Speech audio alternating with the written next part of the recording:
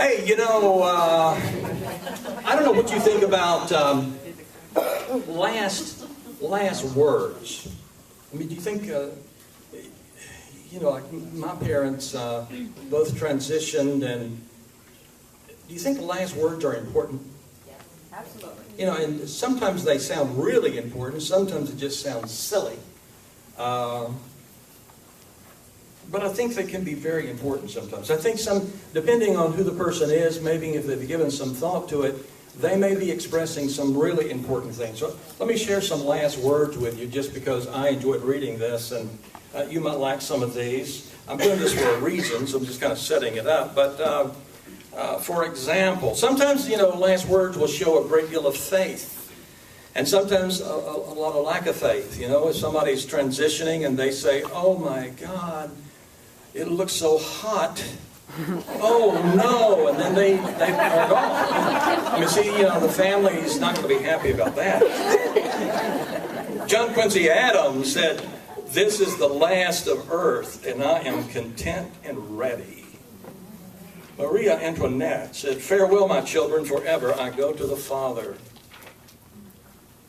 Seeing her children around the bed, Lady Nancy Astor said, "Jackie, is it my birthday or am I dying?" Jane Austen said, she was asked, "Do you need anything? Do you want anything?" And she said, "Just death." And that's the last thing she said. Remember Jethro Bodine on Beverly Hillbillies? Do you remember that? Well, his dad was a great boxer. You may not know that, but his name was Max Baer. And he said, "Oh God, here I go." And he died. Henry Ward Beecher, "Now comes the mystery." Elizabeth Barrett Browning, she said, "Beautiful," and was gone. Charlie Chaplin, the priest said, "May the Lord have mercy on your soul." And he said, "Why not? It belongs to him anyway." And then died. Sometimes they're funny. Paul Shadell said, "Doctor, do you think it could have been the sausage?" Lou Costello said, "That was the best ice cream soda I've ever tasted." And he died. James Dean said, "The fun days are over for me." Got in his car, died. Emily Dickinson said, "The fog is rising." George Eastman, Eastman Kodak, killed himself. In his suicide note, he said, "My work is done. There's no need to wait." Errol Flynn, some of you would remember that. I mean, it goes way, way back. Sword kind of guy, movie star. And he said on his deathbed, so to speak, "I've had a hell of a lot of fun, and I've enjoyed every minute of it." So that's cool. Thomas Jefferson said, "Is it the 4th yet? 4th of July?" And it was, and he died. Al Jolson said, "This is it. I'm going. I'm gone." That's good. I mean, he really knew what he was doing. How many of you know Terry Allen Cath? Nobody? He was a founding member of the rock band Chicago. He was hanging out with Don Johnson, and he took a 9mm semi-automatic, put it to his head, and he said, "Don't worry, it's not loaded." And it was. Oh. Malcolm X. And you know the story. He was speaking. Some people started doing things in the audience, and it was a commotion. And he said, "Cool it, brothers." And of course, they killed him. Karl Marx said, "Get the hell out of here. Last words are for those who haven't said enough. And I've said it all." I like this guy, sort of, Lieutenant Henry Mozart. And he was a soldier, and he was in front of a firing squad. And he said, this isn't me talking, of course, him, "Shoot straight, you bastards. Don't make a mess of this." And they killed him. Another lady said, "I do not have to forgive my enemies because I've had them all shot." Picasso said, "Drink to me." Elvis Presley, the last public thing he said was, "Wow, I hope I haven't bored you." Then let me read 2, 3 more. Given a final request, this guy was a criminal, and they said, you have one final request, and he said, could I have a bulletproof vest, please? Dylan Thomas said, I have just had 18 whiskeys in a row. I think that's a record. Henry David Thoreau, they said, have you made peace with God? And he said, I never was fighting with God. But aren't you concerned about the next world? And he said, the one thing I've learned is one world at a time, my friend. Pancho Villa. See, this sounds like something I would say. He said, oh no, don't let it end like this. Tell them I at least said something. And then, of course, William Wallace, you know him, Braveheart fame. You know, the last words, freedom. P.T. Barnum, the last thing he said, how were the receipts today at Madison Square Garden? Let's see. One more criminal. I kind of enjoy the criminals. This guy was waiting for a pardon. So you know how that is. You've seen that on TV. So he's waiting for a pardon, and none was coming, and so he, you know, it was the end, and he was going to be executed by lethal injection. So he said, tell my family and friends I love them, and tell the governor he just lost my vote. And then he said, you all hurry this thing along. I'm dying to get out of here. 2 people especially I wanted to mention. Buddha. He'd given a lot of thought to it. And so he was on the bed, and he had eaten some bad meat. And that's what killed him. I think he was in his 80s, as I remember. So he knew he was leaving. And he said, you know, they had gathered around him, and it was very sad. And he said, listen, everything changes. So be a light unto yourself. And he said, and you've got to work hard. Strive for your own freedom. And history says those are the last things he said.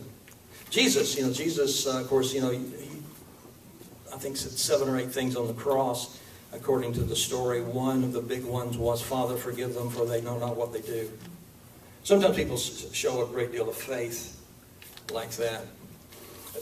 I'll tell you what got me into this was, and to let you know the process I kind of follow. So I'm reading some this week. One way or the other, I ended up reading the Bible, reading the Gospel of John, and I was reading John 14, and I thought, wow, that's interesting. And I read 15, and then 16 and 17. And so those chapters, it doesn't contain the last words of Jesus, like a sentence, but that whole section is the last thing he had to say. So that interested me. It's like anything Buddha would say, I'd be interested. If I knew the last talk that he gave, I'd like to read that. And the last talk that Jesus gave is in John 14, 15, 16. And then 17 is his last prayer. And so you know that's got to contain some good stuff. And so in reading that, I made a list of his topics. And then I naturally thought, well, I wonder what would my last words be? I mean, I like to rehearse them because I like them to be really good. Wouldn't you like yours to be good? Or, what would my last talk be? If I was going to give this talk and then when I leave today, I'm checking out. What would I say? And you'd want it to be pretty important. You don't want to just talk about stupid stuff. And so Jesus, according to the book, knew that he was leaving, and so he had thought about this, and he talked about some things. And so I decided that what I'd like to do, because what he talked about, I think, were the things that he considered the most important things he could ever talk about. So then I thought, what would be the most important things that I could ever talk about? And so I made a list. And I want to talk about one of those today. And, the idea really came from him.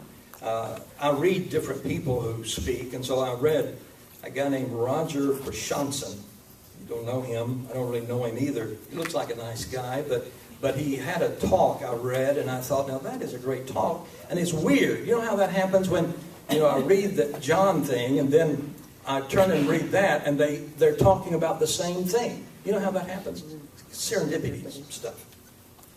So I decided I would do a little series on, if I had just one talk, or in my mind, a series of talks, what would I talk about? So that's what I'm going to talk about today. And for a few weeks. So let me begin with a confession. The confession is, and this will shock all of you, I know, but the confession is, I know I'm among friends, so, it's all right to confess. My confession is, Bob, you ready? My confession is I'm a bit of a loner. Always have been. And don't take that wrong, because I really love people. But I really love solitude. I love being alone. And for me, it's a balance. And I've worked with this, for almost 60 years, although the first several didn't count, I guess. But, it's about a 50-50 balance with me. If I'm half the time with people and half the time by myself, I function really well, and I can function at a high place. Now, some of you I know are extroverts, and some are introverts. So, but I think in one way or the other, it's true of most of us. It was true of Jesus. Jesus would hang out with people, and people just all around, and then he would slip away, go into the mountain, and be totally by himself. I actually think that can be a healthy thing. I actually think it can be really good for us, because if we do one over the other, we may be missing something. I have one other confession, and that is and I hate to even say this because it sounds a little weak maybe, but I need people. At one time in my life, I'd like to think I didn't. As a kid, I would have said, I love animals, people, I could take or leave. But I love people. People are important to me. Community, I believe, is not just something you desire a little bit of, but I'm totally convinced that if we are going to grow spiritually, we must in some way be involved in community. And I don't mean just coming and sitting like this and then leaving and saying, I'm in a community, but I mean being actively involved in a community. Now, I'm not just saying that. I actually really believe that. I'm convinced of that because I've done it with it and without it, and my life works better with it. Sometimes community just really fills my heart and makes me feel wonderful. Sometimes it really frustrates me and makes me feel angry, and sometimes other things as well.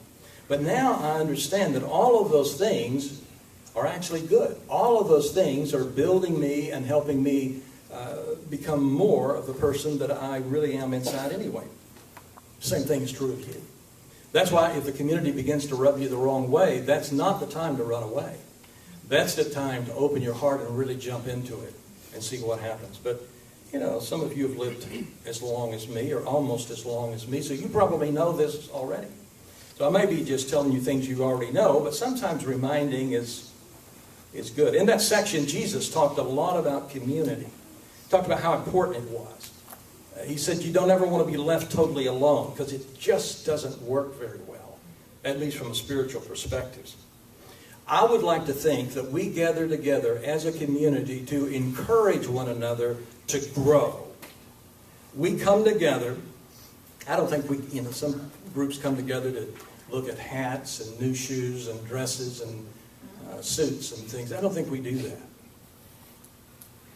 I think most of us are pretty real. I think we come together, and one big reason is to encourage each other to grow. Now, maybe you've been coming hoping somebody else is going to help you grow, but that attitude probably doesn't work well. You want to come on a Sunday morning into the community with the idea, I am here to encourage other people to grow. Because it's like Shakespeare said, and I've said this often in my own head at least, he's made the statement, you give the rose to someone, but the fragrance remains. And so when you're busy giving to others, the fragrance remains with you. If you're just trying to take, you don't get much of a fragrance at all. And, I found that to be absolutely true. This thing of helping others grow, though, is complicated. And it's complicated because sometimes we feel like, well, let me look at this person and see what's wrong with them and let me help them grow a little bit. But none of us make good judges. In fact, we can't really be judges at all. And so we can encourage each other, but if we begin to get into the business of other people, if we get into somebody else's path, we lose our path immediately. And so it's important to stay on our path. It is important to encourage the person next to you or across the aisle from you. But you've got to do it with some respect. You've got to honor who they are and honor their path. But community is exceedingly important. Now, I'm not just saying that. If we didn't have this community, I would need to find some kind of community. And again, I don't mean just sitting in it, but I mean being involved in it. You know what they say? Sitting in a hen house doesn't make you a chicken. And so sitting here, you see, doesn't really make you enlightened. You know, it takes more. It's more than 2,000 years ago, Socrates uttered those famous words when he said, "The unexamined life isn't worth living." Now, he was talking in a time when most people did not engage in self-inventory. They didn't engage in self-evaluation. You know why? Because they were trying to make a living. I mean, they were trying to make the ends meet. And most of us, 2,000 years hasn't changed very much, so most of us are still trying to do the same thing. We're just trying to get by here. We're just trying to make a living. And so sometimes, through the week, we may not think of anything other than I'm just trying to figure out how to pay my rent or pay my mortgage. So spiritually, sometimes we just fall asleep. And so that's why we sometimes need somebody to come along and just shake us a little bit. Not judge us, but shake us. And they may shake us simply by just mentioning a story or mentioning an idea that they are thinking about, but it helps us awaken. It helps us become conscious. Sometimes we're not even conscious of what's happening around us physically. Sometimes we're not conscious of what our bodies are telling us. We're certainly not conscious of what Spirit may be trying to tell us. And so, in the Bible, it talks about, this is in a little book called Hebrews, and it says, we gather together to spur one another on. And that's what you wear when you ride horses. Spurs. We spur one another on. And so that means you may hear something that will just help you think, yeah, I could do that. I think I will do that. And you do that, and so that's a very positive change. If you were spiritually growing, you would think what you're going to do is it's sort of like building a house. And you're going to add this and add this and add that and you keep building it up. That's not how it works at all. I spend years trying to add things to my building. Do you know what I mean? Spiritual growth is subtraction, not addition. Spiritual growth, real spiritual growth, means I'm letting go of stuff. And what happens is if I can let go of what I'm clinging to, if I can let go of what I'm attached to, if I can do that, if I can let go of what I'm reaching for, and if I can let go of what I'm trying to push away, then I all of a sudden fall into the river of Spirit. And I'm in the flow. And that's when growth really takes place. So that's funny, because it's letting go that really brings about growth. Nancy Lee, isn't that right? Yeah, it is. I mean, that's how it goes.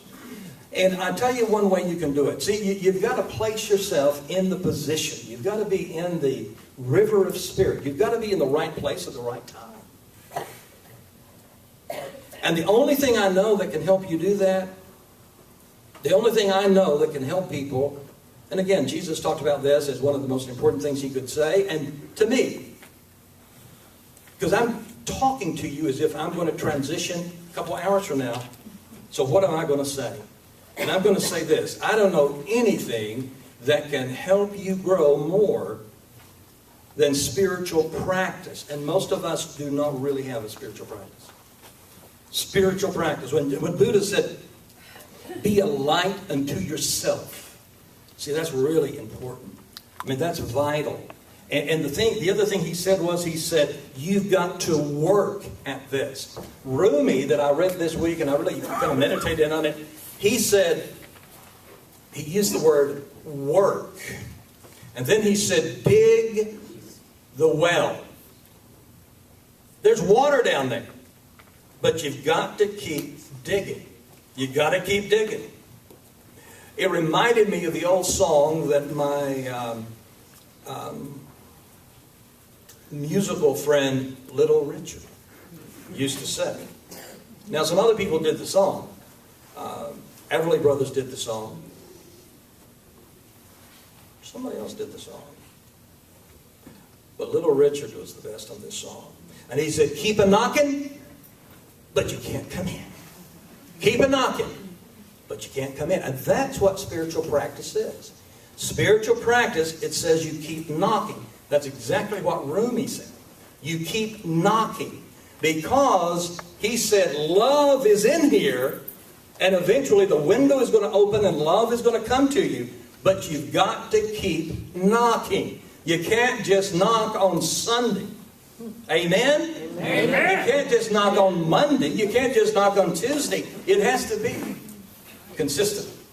Jesus and Buddha never said, if you meditate, you'll be enlightened. So spiritual practice isn't exactly a guarantee. And you don't want to put a lot of weighty expectations on your spiritual practice, because that will kill it. Like, for example, I'm going to do this every single day.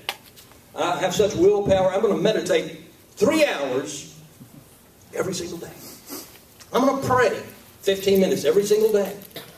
And if I do that, then these things will all happen.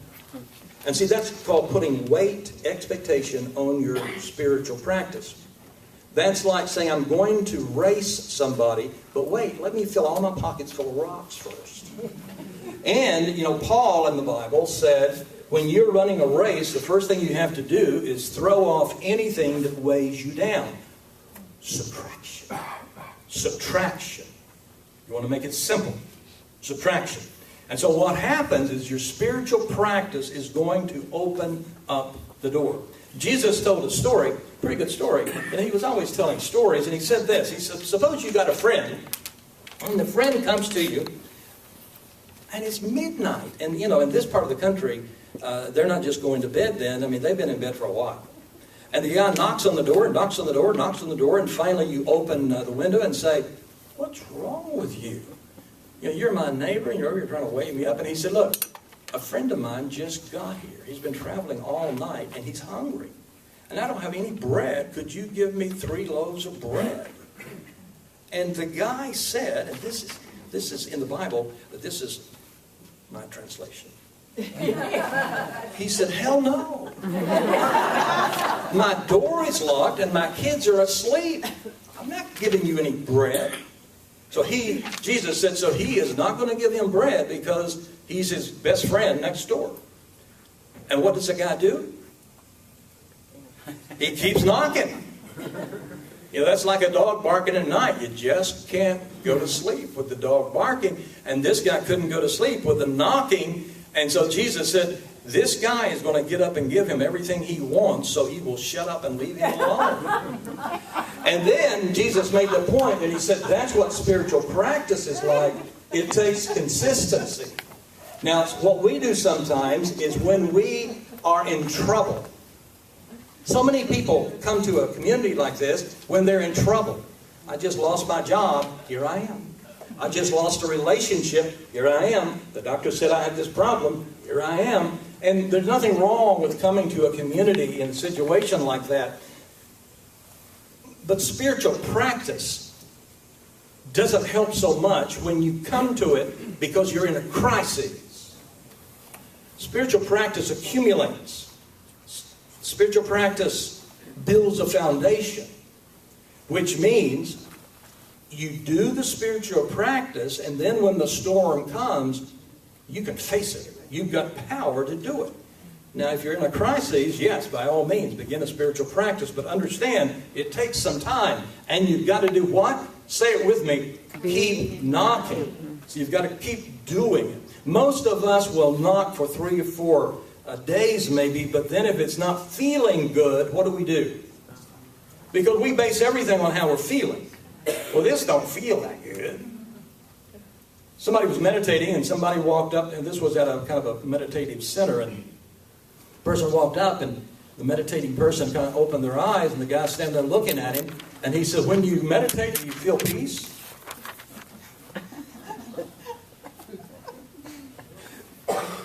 Understanding the guy later, I mean, the guy was basically saying, well, if you don't feel really cool when you do it, why do it?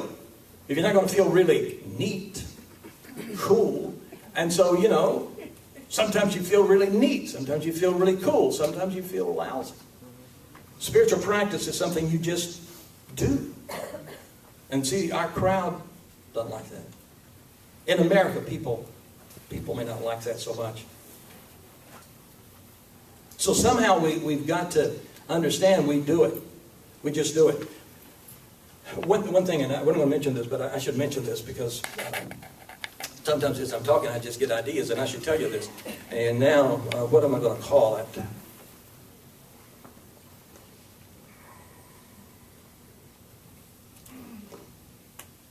Do you know? I'm going to call it drivers. You need drivers in your life.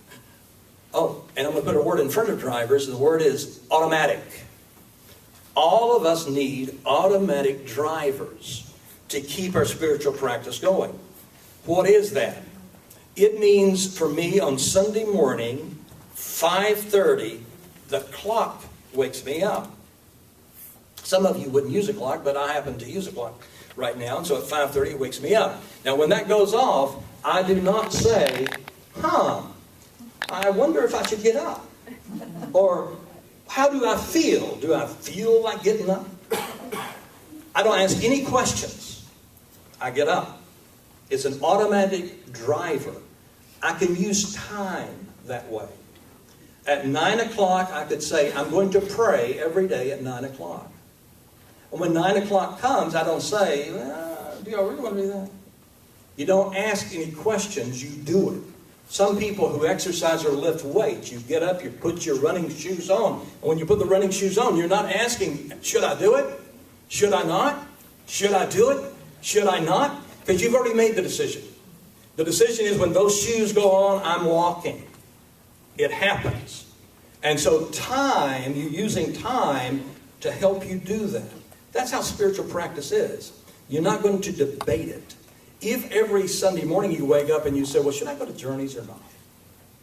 I don't know. You know, I could do something else. There's some good cartoons coming in there today. Should I do that? Shouldn't I do that? See, if you really are going to be committed, you don't ask that question because it's an automatic driver. It drives you automatically. When I used to put my kids to bed, my three sons, we would always play question. And so they would always be able to ask one question, and we would sit there and discuss it. So I had three sons, and they'd each have a question. I enjoyed that. It wasn't a matter of whether or not we're going to do it. Are we going to do it? Maybe we're not going to do it. It's automatic. See, when that action of putting them to bed takes place, automatically it happens. You need to build that into your life. You've got to build automatic drivers into your life, and you don't ask questions about it. It just happens. You can use time that way. You could use your watch that way. Your watch, when it alarms, means you stand up, you breathe, you do a yoga pose, and you sit back down. You don't ask about it. You've made the decision and the watch tells you, or the computer tells you. You can use time. So you get the idea. Automatic drivers are a big help. Does that make sense? Because otherwise, you see, you can't leave it up to chance. You can't leave it to how you feel at that moment, in that second. So how do you do this? How do you practice? How do you do a practice? Because I'm recommending the most important thing you could ever do is have your own spiritual practice. How do you do that? I'm going to give you two answers. First one you may not like, but here's the first one. The first answer, how do you do that? How do you practice a belief? And the first answer is, you've got to figure it out yourself.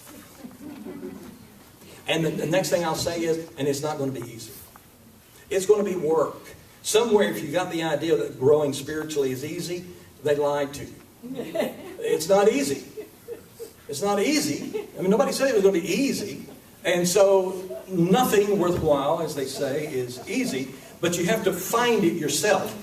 If you're waiting on somebody else to tell you what your spiritual practice is going to be, you destroy any possibility of it ever even happening.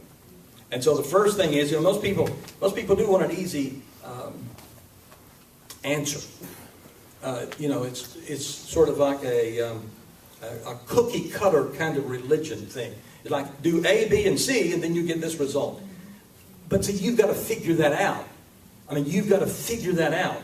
You've got to think about it. You've got to work on it. You've got to practice. Practice. And I'll tell you why that is. Because life is complex. If people give you simple answers, they're not telling you the truth. And the other thing is, you are very complex. That's why we can't judge anybody, because all of us are so wonderfully complex. But the second answer is, people can help you. You've got to figure it out, but people can help you. People can give you ideas. People can share what works for them. So people can help you, but you are the one that has to decide. How many of you would say, yes, I have a spiritual practice that I do every single day, never fail? Raise your hand. Now, see, you can look around. Some of you do, and that's fantastic. And some of you don't, and I'm thinking the ones who don't would like to have one. You're just not sure exactly how that could happen. And so, I've said it takes hard work. And so how do we do it? And I've told you what Rumi said. He said, keep doing it. Keep digging the well. Scott Alexander is a guy that wrote a book about this, and he said, this is what a spiritual practice is. It's anything, any activity, it could be anything.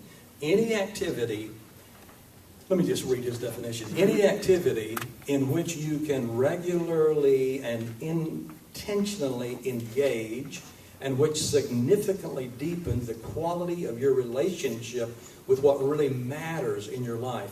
What is the miracle of life, both within and without. So it means it takes you into that moment. It takes you into that moment when something is really happening. It deepens that kind of relationship. Bill? Yeah, I'm going to kind of break it down and say it. And so the first thing he said is that it has to be regular. It has to be an intention, regularity.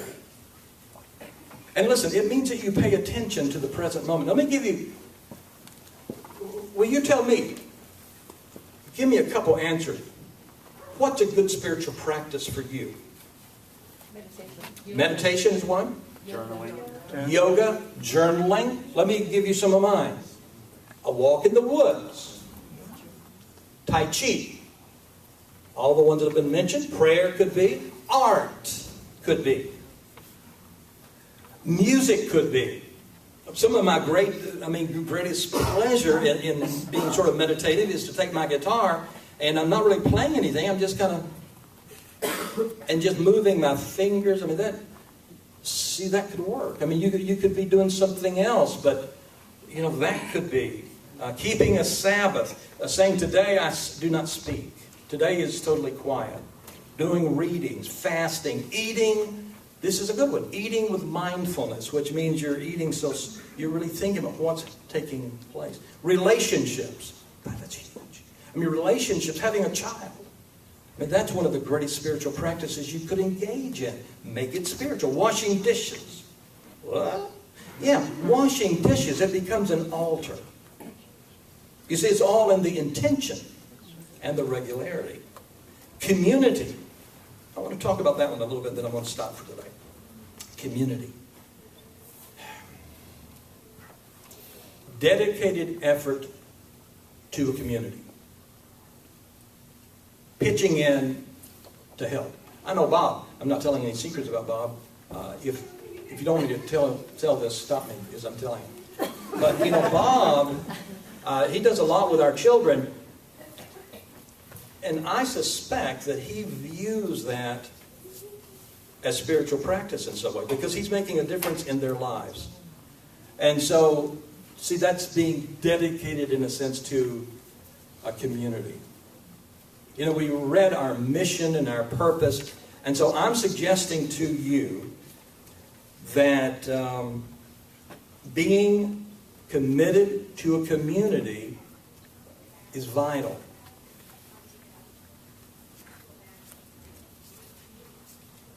Do you believe it? Doesn't have to be this community. If it's not this one, get another one. But community. Community is really, really important. And so it's like with me, you see, I need some solitude, so you need some solitude activity. But you need some public activity. You need some solitude, you need some community. And when you pour those together, and they're regular, and you're doing it with intention, it places you in a position where miracles can take place in your life. And I know, that's probably not always, it's not always easy. And so that's why I want to impress that it's simply not always an easy thing to do. You know, when things start to happen, the Washington Post said some time ago in the newspaper, when challenges come financially, and you know how the economy is, it affects everything. With the economy kind of going crazy, it said we have two responses to that. One response is to panic. So that's when, if you had stock, some of us would think, well, I wish I had some stock. I don't even have any. But if you have stock, you sell it. You panic, get scared. Things change, you get scared. Second response, things begin to change and you ignore that. And you and I are probably good at that because it fits in with our theology. Our theology is, all is well.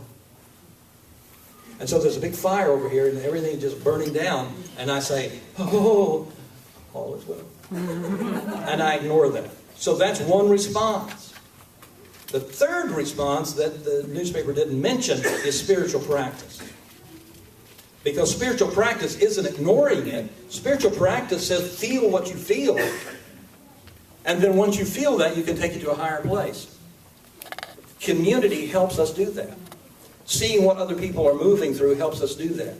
Helping other people move through things helps us do that.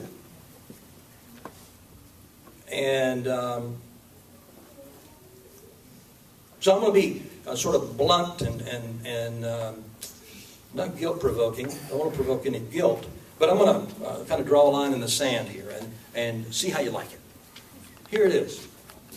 In some way, you must be committed to this community. And that doesn't mean attending, but it means more than that. Now, if you don't like that, then find a community that you do feel that way about. Because you've got to have the solitude activity, but you've got to have the community activity. So if this were the last thing I was ever telling you, I would say you've got to take care of both of those things in some way. Some way you've got to find that.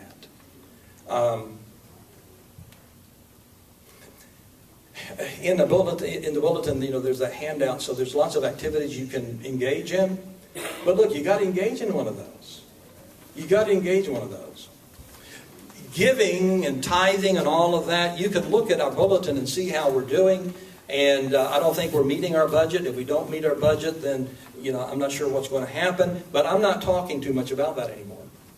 I'm talking about our mission. I'm talking about our vision. And I know if we march to that beat, good things will happen.